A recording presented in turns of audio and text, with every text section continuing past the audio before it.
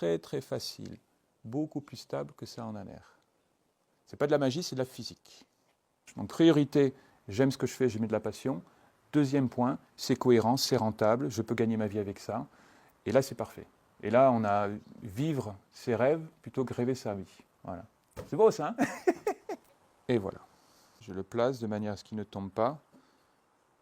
Et très souvent, les gens se disent, mais ça va tomber, c'est pas possible, il a mis des aimants. Eh bien non, c'est le poids et le côté rugueux qui permet d'avoir une construction penchée, mais toujours stable. Le jeu s'adresse à tous les âges. Au départ, c'était vraiment, j'ai fait ce jeu pour mes enfants. Donc je me suis basé en tant que papa bio. Qu'est-ce que je vends en tant que papa bio pour mes enfants? Du bois, naturel, pas de produits chimiques, fabriqué local, par un artisan, dans l'esprit Montessori, à un prix accessible, résistant, parce que mes enfants ont cassé tous les prototypes, donc j'ai dû améliorer la résistance, tout ça.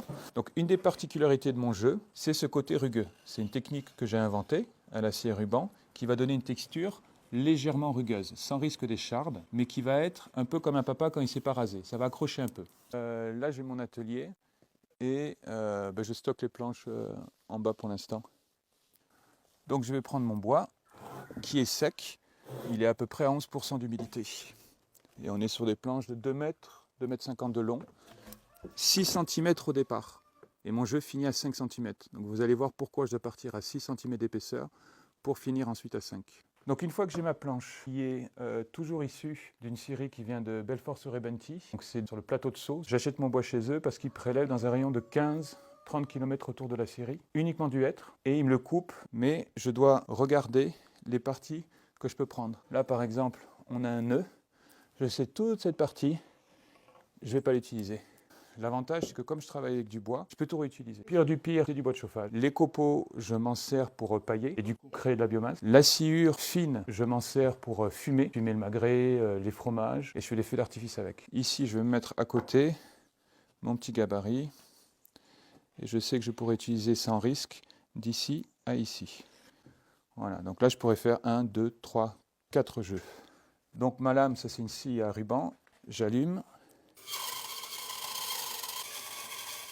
La prochaine étape, c'est là où il y a le côté mathématique, où tous les jeux doivent être au niveau géométrie, tout ça, absolument parfait.